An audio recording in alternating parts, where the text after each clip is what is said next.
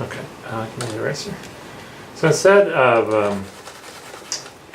doing it geometrically, 0 to 1, we're going to think of these numbers in base 3.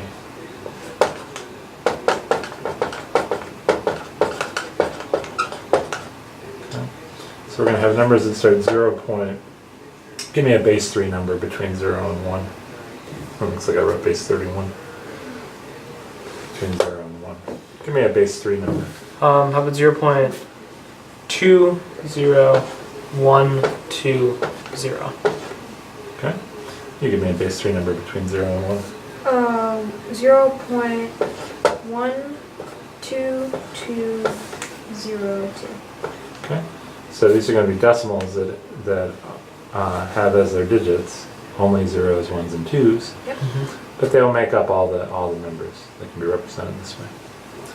Yesterday we talked about these numbers in binary. Do you remember that?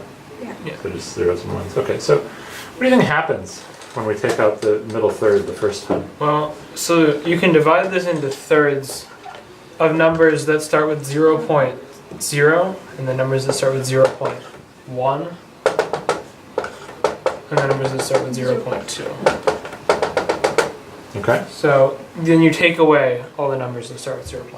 Alright, so the middle third just removes all the numbers that start with 0.1. Well, but isn't 0.1 actually a third, and we said we weren't going to remove that? Oh, interesting. Well, how are we going to write a third here? Well, this digit is the third place. Oh, interesting. Well, maybe we should just remove the endpoints too. So now 1/3's gone. Okay. Alright. Right? Good catch though. That's a very good catch. Oh, doesn't that also remove? Yeah. I guess I had to think through this a little harder. So let's say we chop out that endpoint and leave that endpoint. Okay. Alright. Although maybe 0.111111 repeating forever. Could be kind of 0.2. Maybe that's 0.2, but maybe it's not. I don't know. I think actually 0.1222222 repeating forever. Yeah. Okay. Okay, so maybe we do this. We chop out the one on the left and we leave the one on the right. But all the 0.1s are gone. Alright. Anything starting with 0.1. Now, when we do it in this interval, what are we doing?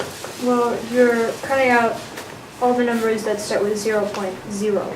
Aha, all the numbers that start with 0.01 are gone. And how about when we take out the middle third of this interval? 0.21. 0.21 is gone. Mm-hmm. So at every step, we're taking out the numbers in that step that are left that have the 1 in that position. So you'll eventually be left with only numbers that don't have ones. Only zeros and twos. Okay, so give me an example of a number that's left. So like 0.022002. 22002. Okay, you give me a number that's left. 0.200202. Okay, and then there'll be other numbers that are left. Yep. Okay, and what do these numbers represent? So these are the numbers. The numbers that are left here.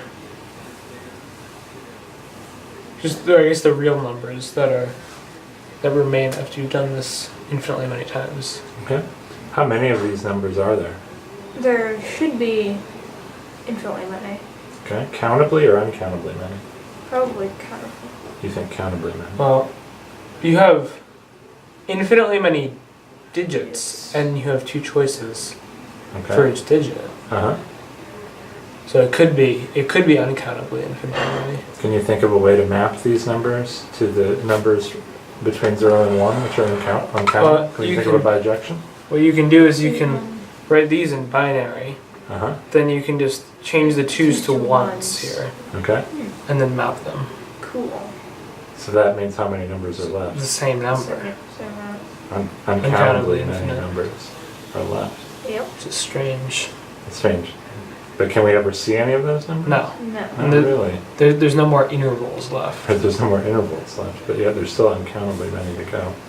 Okay, so now I'm going to show you one last really cool thing about the counter set.